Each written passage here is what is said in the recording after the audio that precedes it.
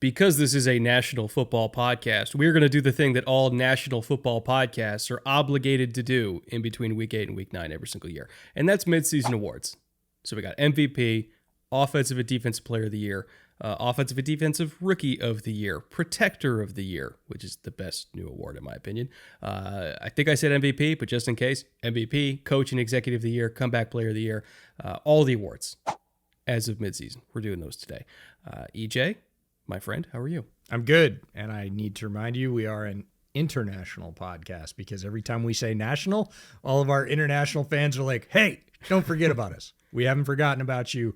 We're bringing it worldwide. It should be a fun show. It is a really good time to look back and see what's transpired over the first half and remind yourself of some performances that might be a little bit hidden because teams aren't doing so great or whatever reason. With that being said, not going to waste any more time. Neil, please roll the intro.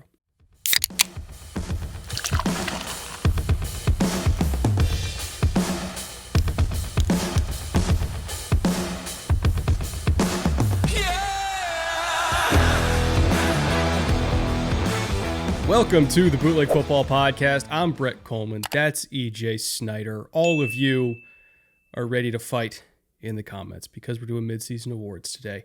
EJ, do you have a particular one you want to start with? I think we'll probably just fire up with Offensive Player of the Year. We'll hold MVP till towards the end, but I think Offensive Player of the Year, given how the league has played out so far this year, is a really good place to start. Keep in mind, EJ and I do not know each other's picks for this, so some of them we might overlap, some of them we might not. This is one where I have a strong feeling we will overlap. I have Jonathan Taylor. Do you also have Jonathan Taylor? I have Jonathan Taylor among others, but he's going to get the final vote for me. So the guys in play for me were Jonathan Taylor, JSN, Drake May, and strangely enough, dark horse candidate Matt Stafford. But out of those, I think the most dominant among the list, and I'll just let everybody know at the top how I sort of decided on tiebreakers, was if I needed this position on my team, who would I take? Like everything else off the table, just who would I put on my team, regardless of which team I was on.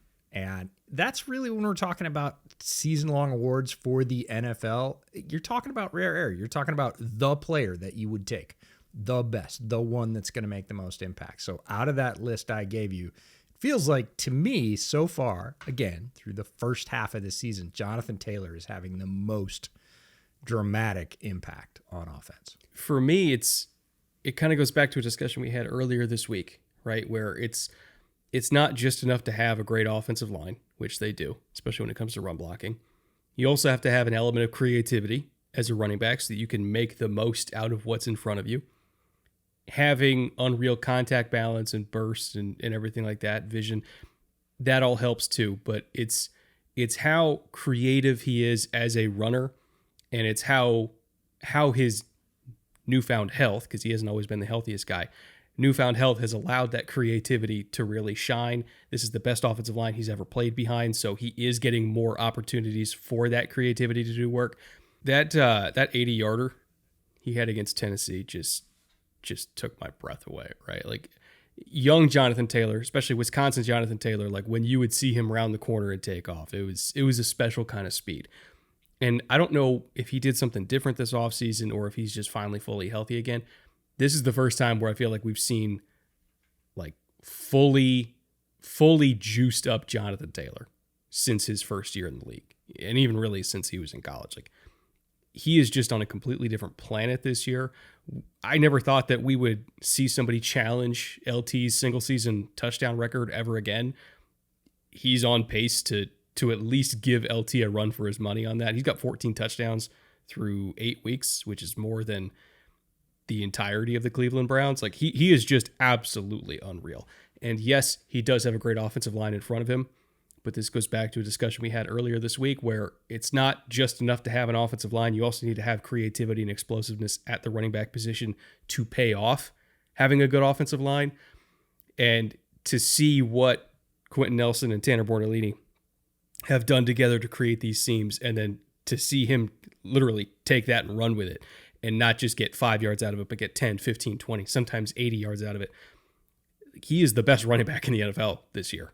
And God help those of you that have to play against him in fantasy right now, because I feel like every single time he gets the ball, he's just going to score. It's been that ridiculous. Yeah, he's got everything, and he had everything coming into the league in terms of size, explosion. You talked about it, creativity, good vision, power to pull through tackles. Usually we see one or two or maybe three of those things in a back if we're lucky, but we don't see all four. He is a very rare player, and yeah, we haven't seen it all together this year. Along with having blocking in front of him, we're seeing all the physical traits come into play. It's not that he's bad in the passing game. It feels like with every other back, you kind of have to go, well, this is great and this is great, but I don't want him pass blocking. Or this is great and this is great, but he can't catch, or whatever else. With Jonathan Taylor, it's just like, nope, insert running back, insert alpha running back, get alpha running back results. Next up, Defensive Player of the Year. This is one that I really struggled with. And I didn't think I would struggle with it because in my head I was like, oh, it's just going to be Miles, right? But the more I thought about it, and especially like seeing the Browns, like he gave him 5 sacks and they still lost by 3 scores. And I was like, there has to be nuance to this award, because on one hand, yes, he is the best defensive player in the NFL. He's the most productive defensive player in the NFL.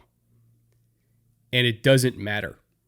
Right. And so I was trying to like thread the needle between production and also it helping his team actually win. Right. And not just getting a bunch of sacks on a team that might end up with like a top 3 pick. Not even might. They probably will end up with a top 3 pick in the draft. And so it's one of those where it's like, I acknowledge Miles is the best, but as far as Defensive Player of the Year or defensive MVP, as people call it, like I feel like it should be the best defensive player that is actually having his production translate to his team winning, which then landed me on 2 names.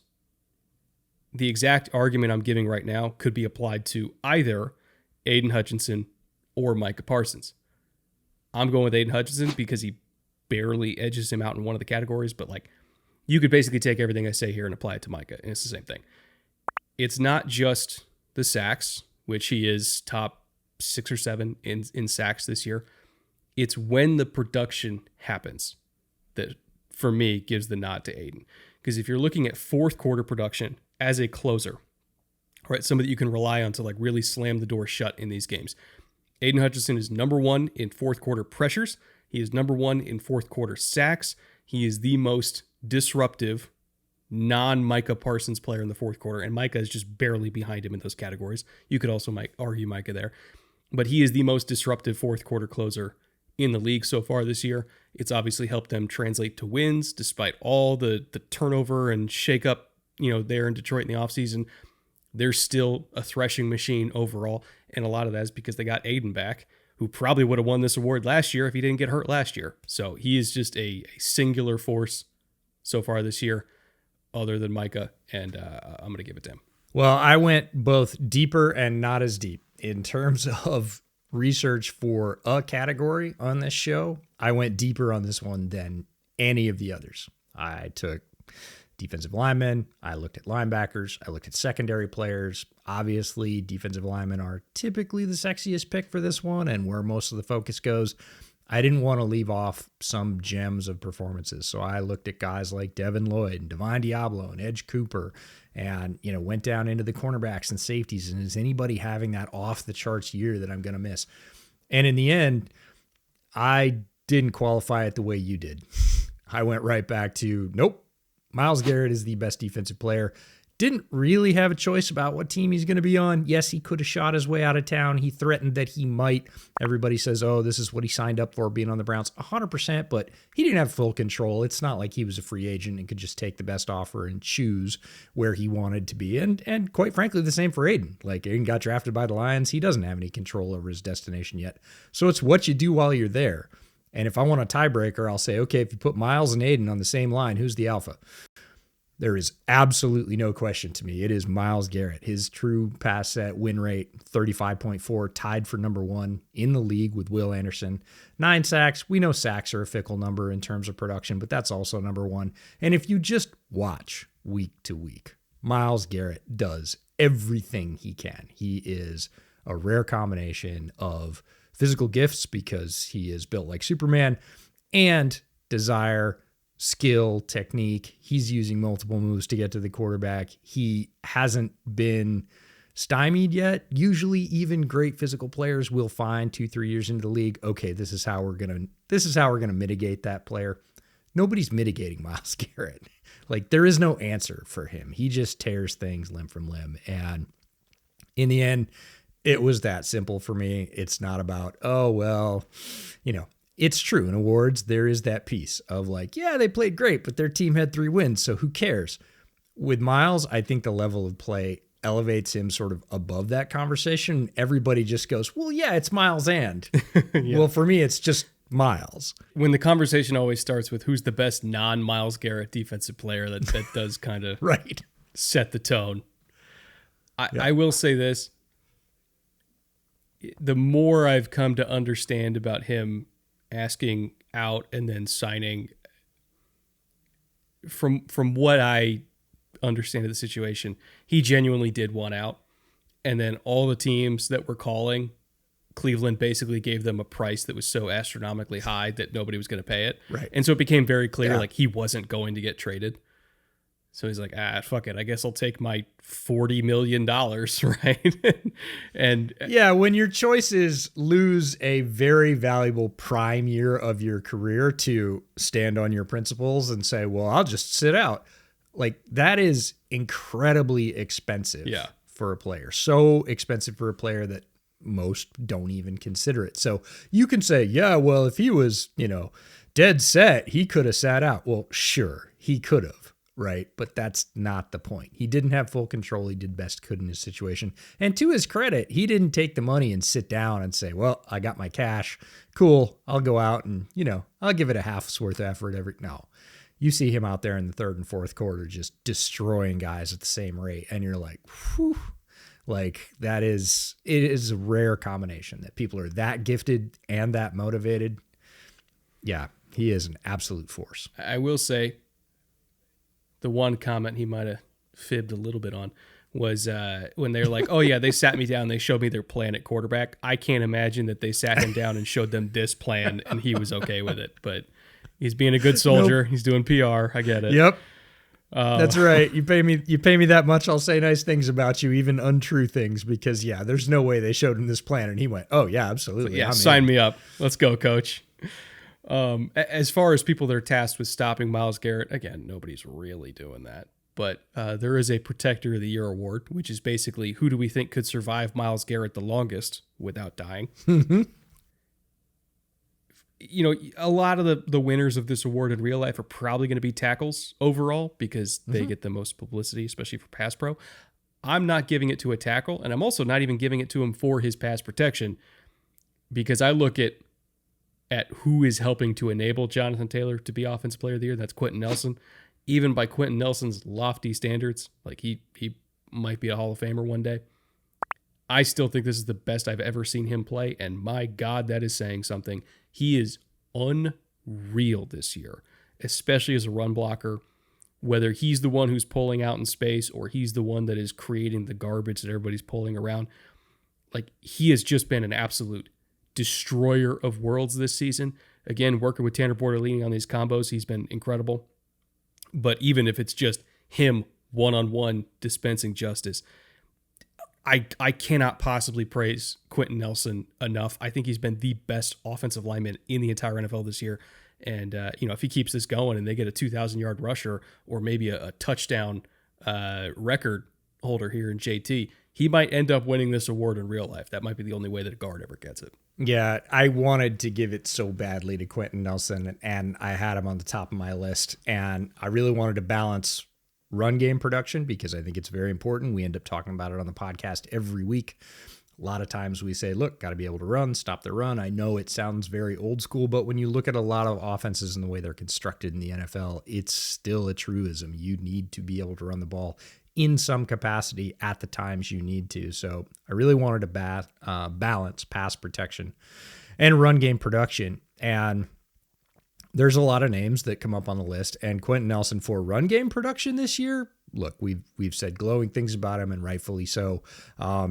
I think the only other players that are really in his class, Penei Sewell in the run game is unreal. He's the most dominant run blocking tackle on film right now. His ability to reach people in space and then absolutely annihilate them is special. So he made the list as well. When I really got to pass protection on Quentin Nelson, like, it's been good, but it hasn't been great. And when you're talking about the player that you're going to pick in the NFL, it became really hard to say. His run production has been so good that it overshadows good pass protection when there are guys like, Joe Alt, who have allowed 0 true pass set pressures in 177 pass blocking snaps, or guys like Creed Humphrey, yes, a center, 3 pressures allowed in true pass sets in 354 pass blocking snaps, so almost double Joe Alt. And both of them produce in the run game as well. I looked at Will Campbell because Will Campbell has been such a stalwart and means so much. To your point about Defensive Player of the Year, his addition to the Patriots has really changed that offense. In the end, when it comes down to balancing it, I'm going to give it to Creed Humphrey. And I think a lot of times center does not get credit for all the things that they do. His run game production has been okay. You could make the same argument. You could say, well, if you're not giving it to Quentin for his pass protection, like, what about Creed's pass protection? It's been good, but not great. But he's also a center, so he's getting the fact that he is always there. We're talking about the fact that if he wasn't there, would Casey have survived some of the, like, we're just going to throw it because we can't? It would have been a lot harder. Yeah. I think Pat probably would have taken a little bit more punishment. There's that as well.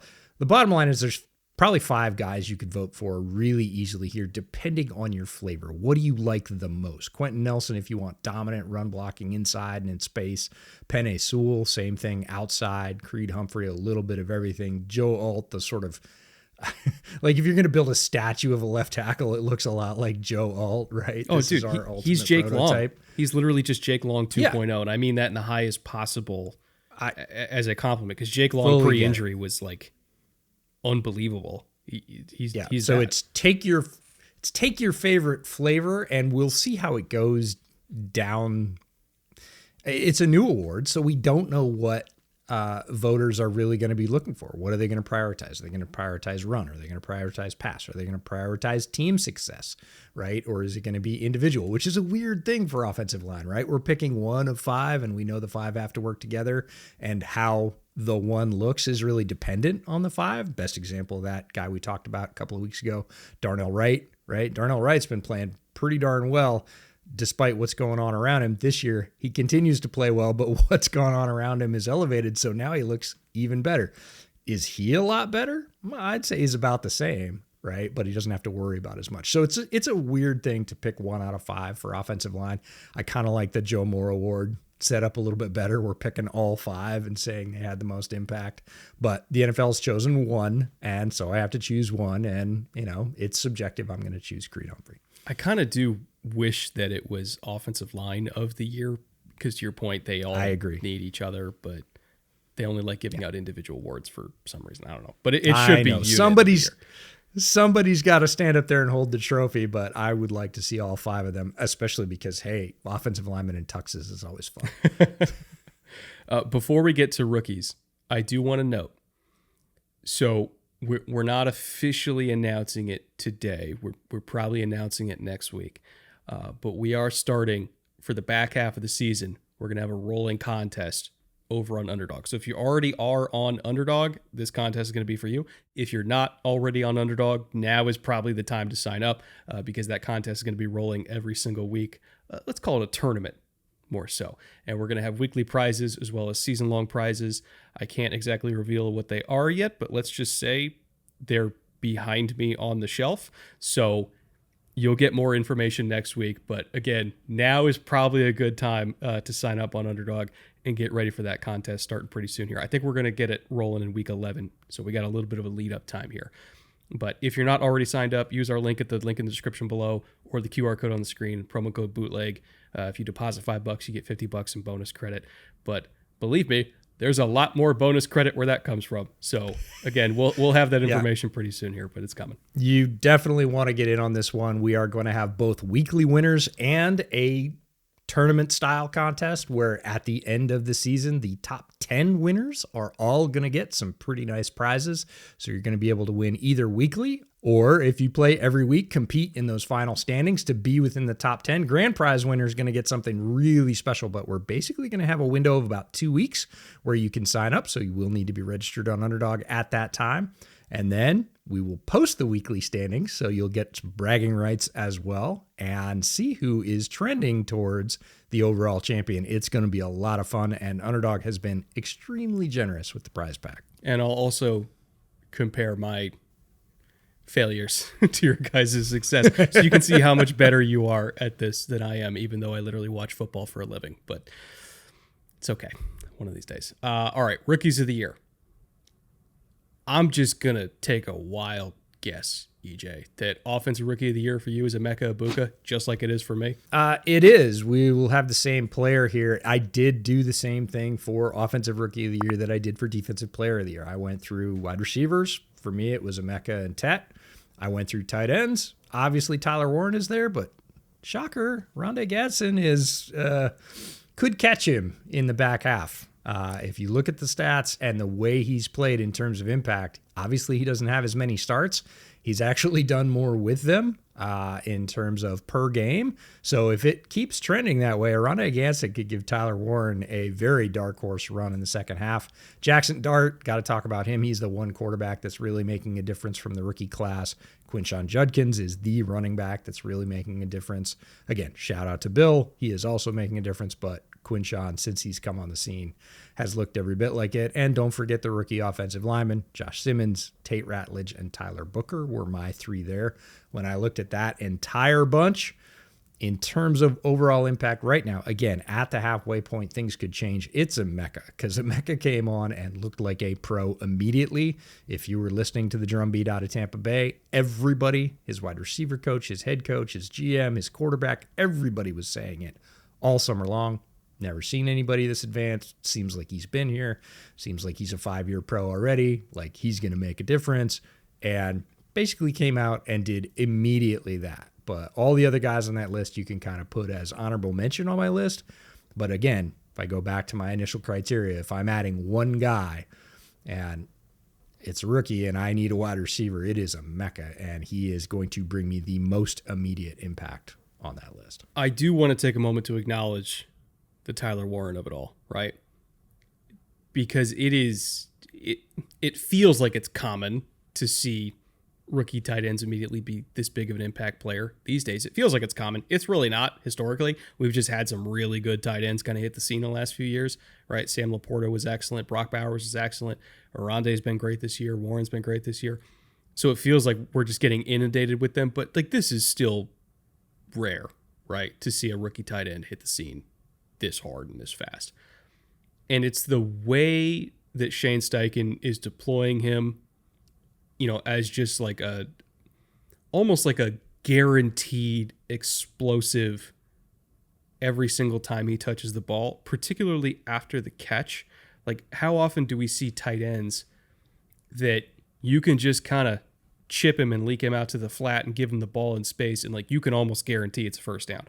On the top of my head, there's 3 other guys in the league that I can really say that about. It's Tucker Kraft, prime George Kittle, I would say, and Brock Bowers when he's healthy. But like Tyler Warren is already in that group of just give him the ball and it's a first down. Not to mention he's got ball skills down the field. You know, they're kind of deploying him all over the place. You know, they line up him in the slot, they line him up out wide, they put him at fullback. Like I see them run sail with him where he's releasing through the A gap and just like designing cool shit for him to do. Like Shane Steichen's just clearly having so much fun moving him around and just giving him matchup opportunities. But at the end of the day, it's the fact that you can treat him like a running back with extra steps and just give him the ball at the line of scrimmage and say, go win. And he's probably going to go win. That's what makes him special. But he still didn't win for me because that's Emeka Egbuka. And the fact that I said all those nice things about Tyler Warren and still chose Emeka should show you how highly I think of Emeka. I got to about 16 before I stopped counting teams that I thought he would be the number one on, which means he's already a top 20 receiver in the NFL as a rookie, and we're halfway through his first season. Special, I don't even think does it justice, right?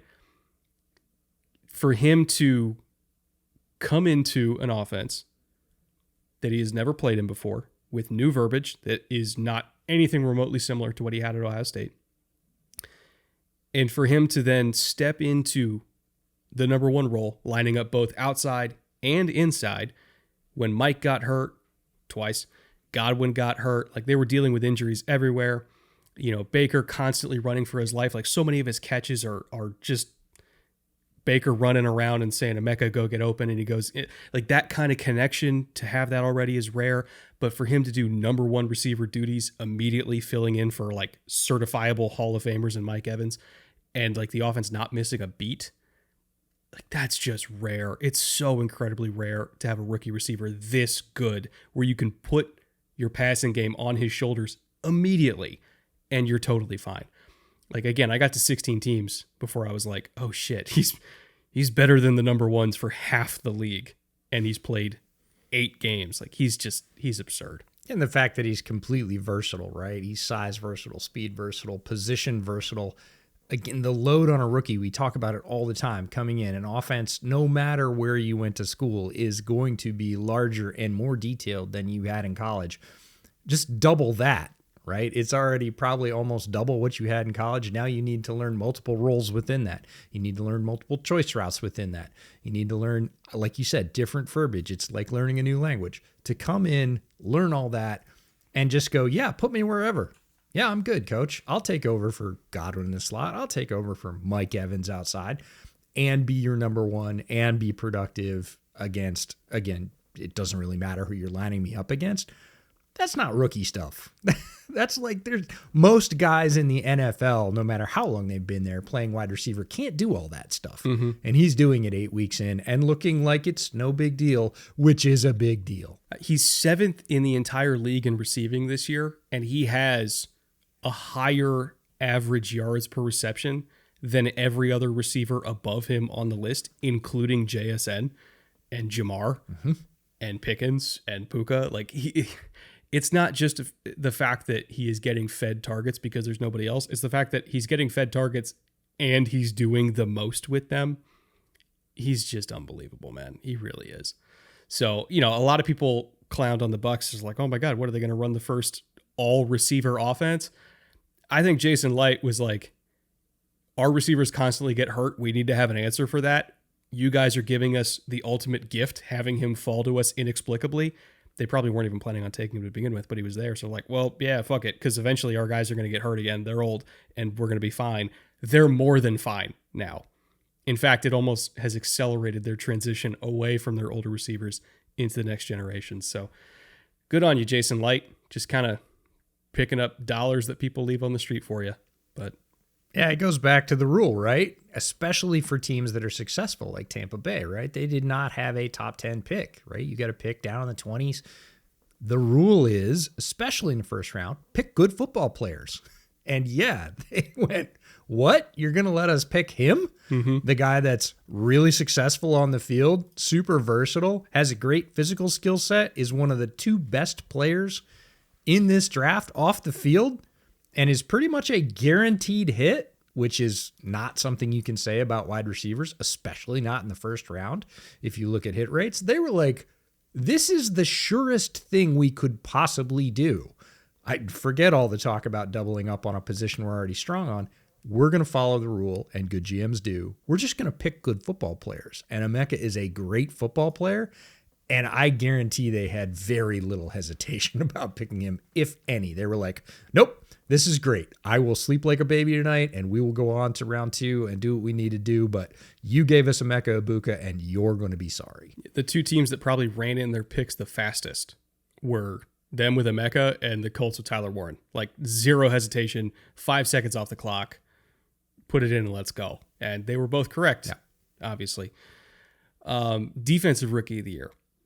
This one was not, at least my pick, we might have different picks here. This one was not as guaranteed because there were injury issues coming out. but he got healthy over the offseason.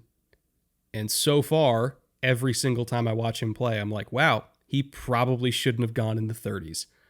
Shahad Campbell is unbelievable, right? And it's not just the pass rush versatility. Keep in mind, he's 12th among all rookies at any defensive position in pressures this year. It's not just the pass rush utility. It's not just the coverage utility. Like, first game ever, he's lined up in the line of scrimmage, and then he's the pole runner in Tampa 2 with a receiver down the field getting a PBU.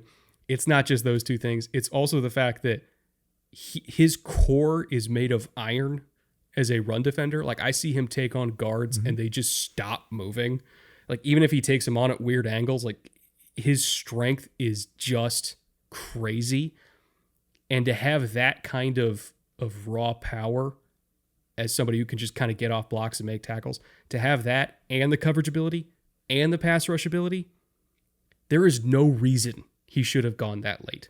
Like, absolutely no reason other than, people having medical concerns. But if your doctor even thought there was a 60% chance he was going to be healthy, he should have gone way earlier than that. And again, GM's just picking dollars up off the sidewalk. If you're going to give that to Howie, he's going to take him, and he's going to be good because he doesn't overthink it. Shahad Campbell, I think, was one of the most overthought draft prospects in this entire class. We knew he was going to be great if he was healthy, and he's been healthy, and he's been great. I mean, if you look at the versatility, I think it puts him over the top for me. So it's the combination, like you said, of run defense. If you look at any run defense metric you want in terms of number of stops, the way he plays the run, what he does when he doesn't make the tackle, the classic, basketballism of what do you do when you're away from the ball, right? How do you move without the ball? Like, he moves well without the ball. He plays his role within that defense. But when they call on him to be the guy that's going to make the stop and run defense, he's absolutely there.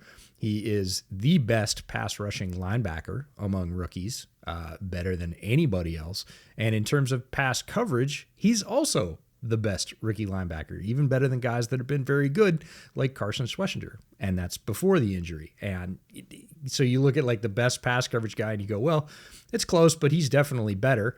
You look at the best pass rush guy, you're like, it's close, but Jihad's better. You look at the best run defense guy, you're like, it's close, but he's better than all three of the best other three guys that are rookie linebackers. So in terms of overall versatility and impact, you can really do anything with him, and that makes him sort of scheme agnostic. The other guys I looked at, I kind of went all three levels. Abdul Carter, obviously, TPS pass rush win rate or win percentage of 37.5, number one among rookies with more than 5 TPS pressures, has been impactful in as many ways. No, in a very important way, for sure. That's why they drafted him, and he's doing his job. So good on him, but not going to be able to do as many things in a game plan as Jihad can.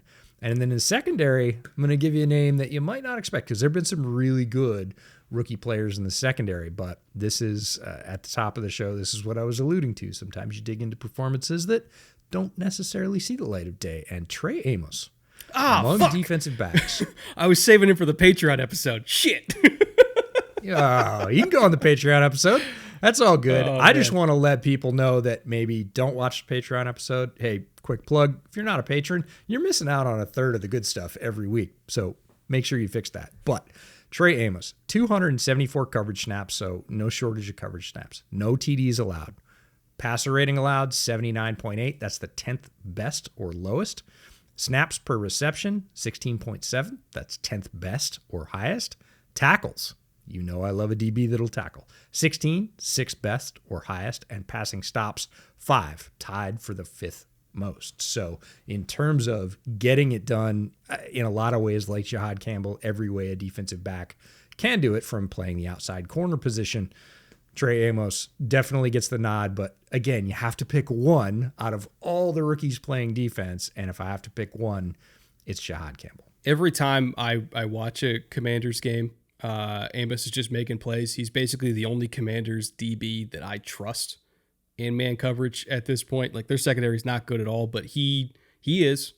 And I think, he doesn't get a lot of credit for how good he's been because the rest of the secondary has been so leaky, but he's been great. He only gave up one long ball to Kyle Pitts in zone, which was on a miscommunication. They used a late motion. Safety came down. He thought he was supposed to be in the flat. again, it happens. Rookie in the first few games, you're using late motion. Sometimes they don't pick up what the call is. So he gave up one there, but at least he ran down Pitts from behind, so he didn't give up a touchdown on it. And then there was another long ball he gave up to George Pickens a couple weeks ago, which, unless he had 7-foot arms, like there's no DB on planet Earth that was stopping that ball because Dak placed it so perfectly. So I don't really like besmirch him for that one either. Other than those two big plays, he's been spectacular this year. Like truly one of the better young corners in the NFL. So Washington hit on him. And again, he's just not getting credit for it because they're just not very good this year, but he's great. Before we get to coach, executive, and MVP, comeback player of the year is probably next up on the list.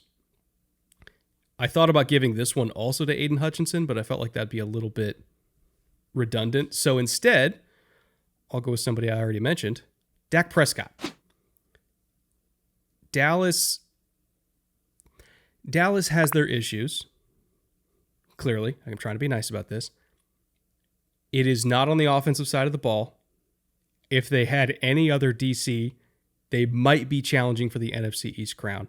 But the only reason why they are potentially good enough to challenge for the NFC East crown is because of how well Dak is playing.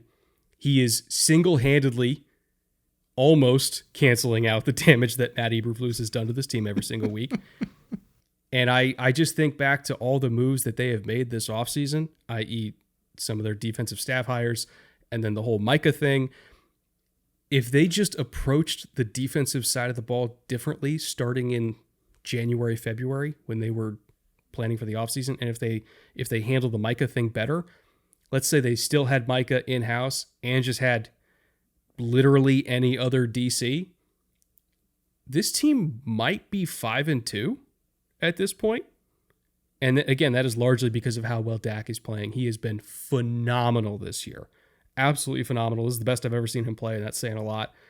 And I feel like Dallas is wasting maybe the best version we're ever going to get of Dak because their defense is that bad. Yeah, he can't do it all. And again, we talked about Miles at the top not being able to pick his situation. Dak can't pick his defense or his defensive coordinator. I think if he could, especially being a quarterback, he probably would have picked somebody else.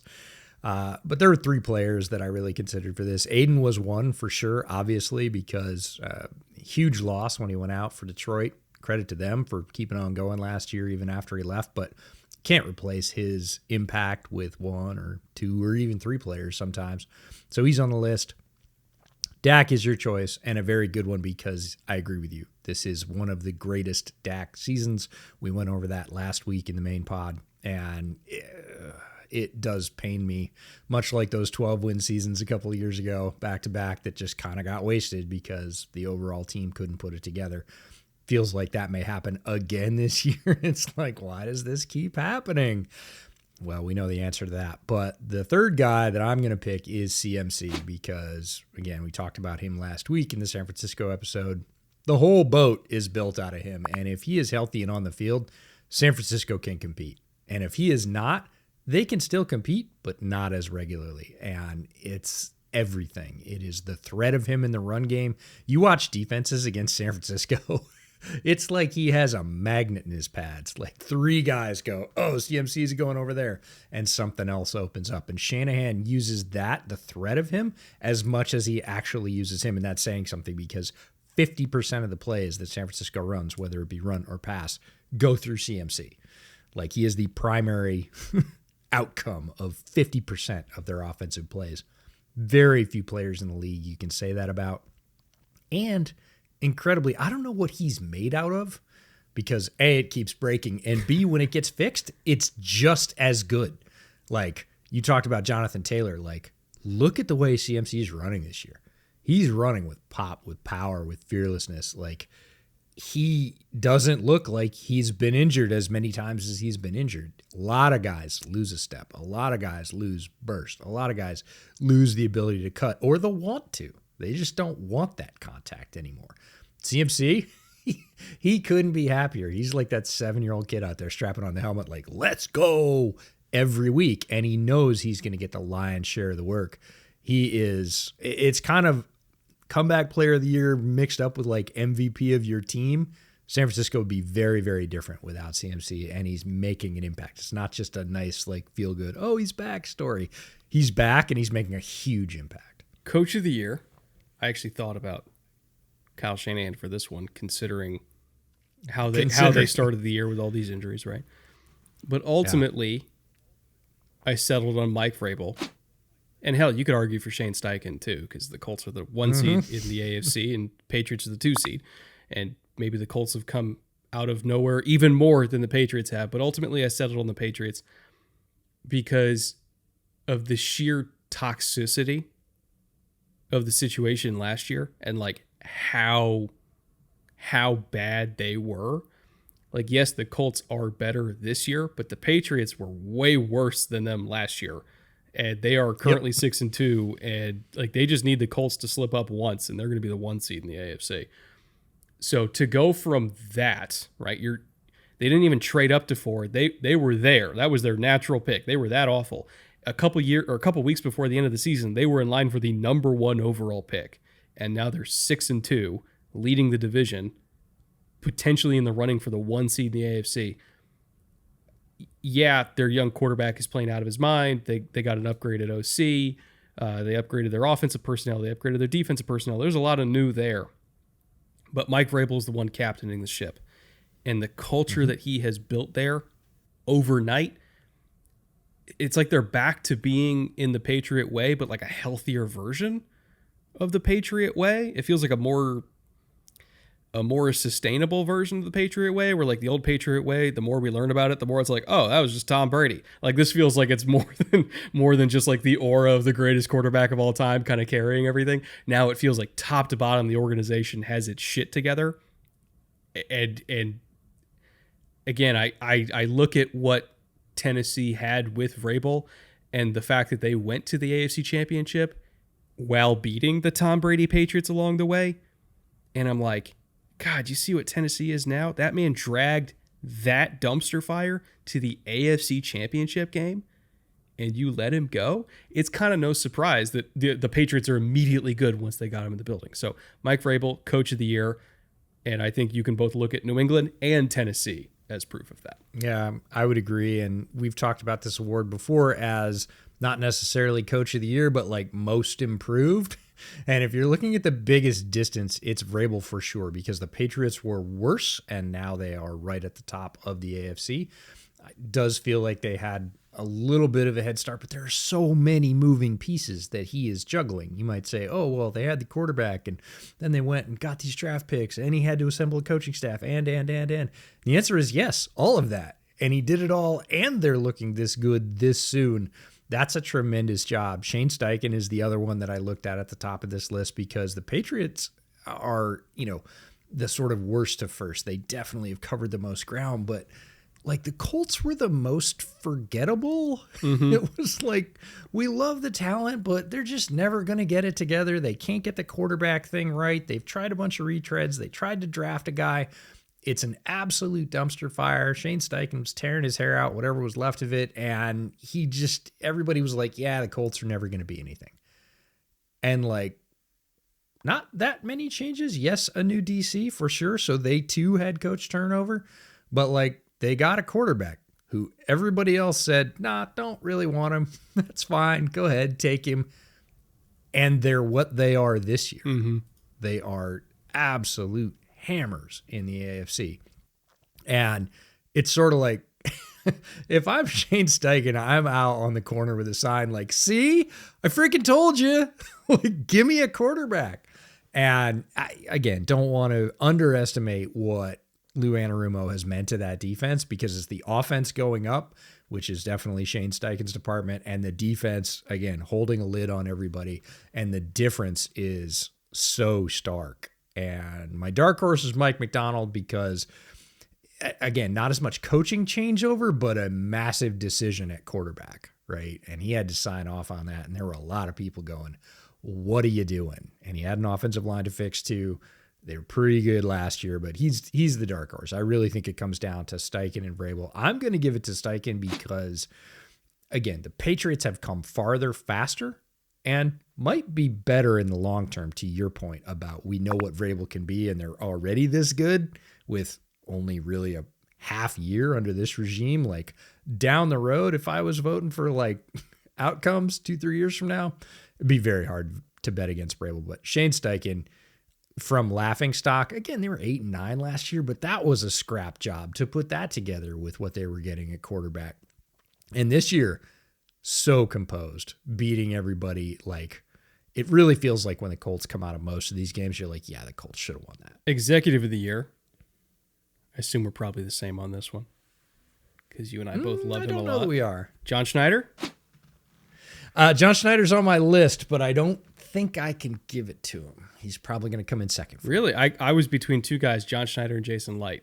So Light was my third, so we had all the same players. Now, who did you actually pick then? I'm fascinated. Goody. Oh, okay. I could see that. He literally has the youngest team in the NFL, and he went out and got Micah Parsons. Yeah, I could see that. And I mean, again, for right now, like, do I think the Packers are the most dominant team? I don't know. Packers Seahawks on a neutral field to be a game that's must see TV. I would check in with popcorn for that one. Schneider's had great drafts. Obviously, Jason Light, we've praised his drafts repeatedly, and he has kept Tampa Bay in the running through multiple changes at multiple levels. But if you're looking at like who's good right now, really good because of a big move that they went out and made on defense. They have their quarterback. They have their coach. They've drafted well enough. That roster is full, and it is literally the youngest roster in the NFL. So as much as we want to say like, oh, the Patriots are building it from the studs up, like the Packers are younger than them. My one thing That's with a very scary thought. So again, I went Schneider. My one thing with Goody versus Schneider is Goody kept blowing first round picks over and over again, right? 100%. His last 4 first rounders, and we don't know what Matthew Golden's going to be. I don't know. Even take Matthew Golden out of it. It's Jordan Morgan, Lucas Van Ness, Quay Walker. Before that, Eric Stokes. Before that, Jordan Love. Okay, hit. And before that, Rashawn Gary hit. Jair was a hit. But like it's been mostly not ideal in the first round for a while. Mm-hmm. And so eventually he's like, fuck it, I'm just not going to pick in the first round anymore. I'm going to go get Micah Parsons, which credit to him. Cool. Acknowledge the weakness. Why keep the picks? Yeah, made it work. Them, right. Meanwhile, right. John Schneider, hold on. Let me pull up the Seahawks draft history because this is so gross. Oh, just the last 3 years is an absolute masterclass. If we're talking about draft alone, I think it's Schneider in a walk. So his first round picks, I'll even throw in second rounders too. So you got Gray Zabel this year, who we love. Nicky Ben Worry, who I'm going to talk about the Patreon episode because Jesus, he's good. Because yep.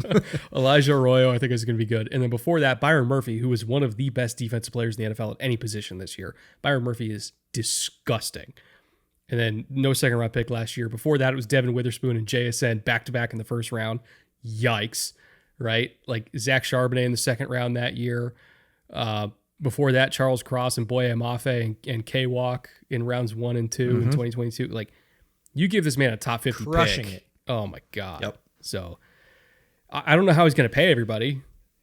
He probably can't.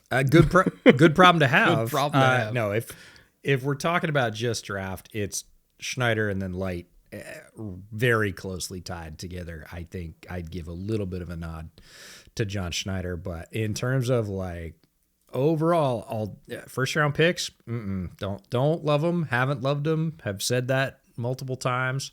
But where you have your team right now, like that offense, that defense, and for years to come, again, you're going to have the same problem. Goody's going to have the same problem as Schneider. How do I pay all these guys, right? Yeah. Because there's a bunch of good young players on that team. I don't think as good as the Seahawks. Like Schneider's going to have to cut some talent. It's going to be rough. But right now, youngest team in the NFL, you got Micah Parsons on defense, which means literally any given week, you can disrupt an offense the way you want to because Micah has been an absolute force this year. And that offense, again, we saw just last week with people getting healthy. Christian Watson makes a big deal coming back. Tucker Kraft, the offensive line is always good. And that's a team that's built to make some noise. As much as it pains me, it's true. Last award, MVP. There are so many directions to go with this. Agreed. And part of me was like, ooh, Maybe Jonathan Taylor should have actually been in the running for that one. I wouldn't besmirch anybody for saying that. But for me, ultimately, if we're going on most valuable as the definition, naturally quarterback is going to be the most valuable player on most teams. And this one in particular, I feel, is easily the most valuable on his team and the reason why that they're in position to make a run this year. And that's Matthew Stafford. The way that he is playing this year, and man, they've had some narrow losses. The way that he is playing this year, I'm going to be devastated when he retires, because I feel like this is some of the best ball he's ever played, and we might only have him for another X number of weeks. Like, this might be his last year, and like I am truly dreading the day he retires, because what he is putting on tape this year, like, fuck the statistics. Statistics, wow, I can't say that word. Those are great this year. Like 17 touchdowns, 2 picks halfway through the season. That's absurd. But it's the tape. Like, if you watch Matthew Stafford on tape, he will take your breath away. It's not just the throws. It's the way that he's manipulating defenders. It's the way that he is getting out of pressure in the pocket, not with crazy athleticism, but just with like subtle movement and like making sure his offensive linemen always have the best possible angles. Like, he's resetting them in pass pro with his pocket movement. It's just some of the highest level quarterback play you are ever going to see. And I am so sad that this might be the last time we see it. Yeah, it will leave a hole in the NFL that is not really fillable. There will be others and guys that do it differently, but there will not be another Matt Stafford right away, or maybe for quite a long time. And I think he is one of the guys that he is appreciated now, but I think like the moment that happens, that appreciation is just going to grow in his absence from, an active playing career. More and more people are going to look back and say what we're saying right now, which is, oh my God, pay attention. Like, he is playing quarterback at a level that is really rare. And it just, it's almost the litmus test for ball knowers at this point. Like, so where do you have Matt Stafford on your list? And they get down to like 10 and he's not in there yet. Wrong. Like, all right. Stop. Like, he is playing better ball than that. And he doesn't have mobility anymore. I don't think that he, had a ton of it ever. He is one of the toughest SOBs to ever play in the NFL. Like, he has been through so many injuries, and anybody that's followed my work for a long time knows I've been saying for the last 5 years, like, I don't know. I don't think he can stand up anymore. And he goes out and just absolutely blows the doors off. So that's why I had him on the list as a dark horse for Offensive Player of the Year. Ultimately, for MVP, I got to go with Mahomes, because what you said about Matthew Stafford applies to Patrick Mahomes as well. Watch him manipulate people from the pocket. Watch him make things happen that just no other quarterback is doing at the level that he is, because he is a little bit younger and more spry. There's a play in last night's game. Mina Kimes posted a clip of it, and I reposted it and said, Pat Mahomes is easily among the top 3 most frustrating players to play against in the NFL. And I don't care offense or defense, because the Commanders' defense on that particular play had 4 answers for him. And he beat all of them by that much. That's enough. Rolling to his left, right? And he got a chunk play out of it. So it's not just that you missed the sack by inches 3 times, or that your defender was in close coverage for the 4th answer the defense would have for him. It's that he dodged all of them, just skipped through them, whipped his hips around, and picked up a chunk play. So you did basically everything right at all levels, and he still gouged you because he's Mahomes. So among QBs since week 3, because yes, there were stumbles out of the gate, 5-1 record, tied for first, 1,654 passing yards since week 3, number 1, 15 passing touchdowns since week 3. You said Stafford had 17 for the season. He's got Puka. Like, you're like, that's awesome. And it is. Pat's had 15 since week 3. Yes, that's first. 1.4 interception percentage, 32nd. Just don't bet against him. He's annoyingly awesome. Like, again, just sit back. That's a way to describe him. Annoyingly awesome. Every time you can count on it, right? it's almost like we get numb to it. I mean, I know I do, because every week he's going out there and doing things that other quarterbacks can't do, won't do, whatever else. And even when everything is falling apart around him, we've seen protection be absolutely abysmal in Casey. They don't have a running game this year. Doesn't matter. We've seen the defense be 20th overall in the NFL. Doesn't matter. Like, oh, we've seen it where nobody else is running, so I'm going to have to be the primary running threat. I don't care. That's cool. I'll do it. Right. And then all the weapons come back and it's like somebody turned the bright light on, or you're like, whoa, whoa, whoa, whoa. Okay. That's, fully powered Death Star, and Pat's just back there. I said it last week. He might be the best in that scenario where everything's working well. He's great when he scraps. When he doesn't have to scrap, forget about it. You're not catching him. And the thing is, like, their scoring drive percentage has only gone from 6th to 2nd in the NFL. The only major difference is that their TD percentage has gone from like 44% to, hell, at this point, I think it's close to 70% as far as touchdown drive percentage relative to, like, again, 3s are not as good as 7s. So if you just take the same number of scoring drives or even slightly more, and a lot of those scoring drives go from field goals to touchdowns, all of a sudden, they actually have less possessions per game than they used to early on in the year, but their points per game has gone up like 50% because they're just not getting field goals. They're just getting touchdowns. That's been the frustration with Bears fans, right? Is like, oh, we're getting to the red zone a lot. We're just not finishing the job. Imagine if we actually could start scoring touchdowns instead of field goals. We'd probably put up 30 points per game. Yeah, that tends to happen when you convert in the red zone. And the Chiefs are easily one of, if not the best red zone offense in the NFL this year. And that's without having a great run game. Like, most of the red zone touchdowns are just Pat throwing it. I don't know what it is this week, but I know going into the week, his last 11 passing touchdowns before that were all in the red zone. So it's really hard to be that good of a passing game down there in condensed space, but he's the best I've ever seen at it, like, truly. So I don't besmirch your pick of him for MVP at all. If I had to bet, he probably would win it over Stafford, but I just need Stafford to win one before he retires, because he's getting close to that, and I'm terrified of that day. All right, fun show today. Hope you guys enjoyed it, however you happen to be watching and listening. Want to thank all of our executive producers over on the Patreon: Fitzy, Connor, Liam, Mike, Jack, Major, Owen, and Spencer. Once again, appreciate you all. Wow, I'm struggling today, folks. Appreciate all of you gentlemen. There we go. Finish the sentence, Brett. As for all of our other patrons, you can keep an eye out for the extra bonus episode we have coming out later this week on the other rookies that have gone under the radar, including the one that I mentioned earlier, Nicky Manwari. He's going to be on that list. So that should come out sometime Friday, Saturday, if I had to guess. Probably Friday. And for everybody else, we will see you here next week. Thank you.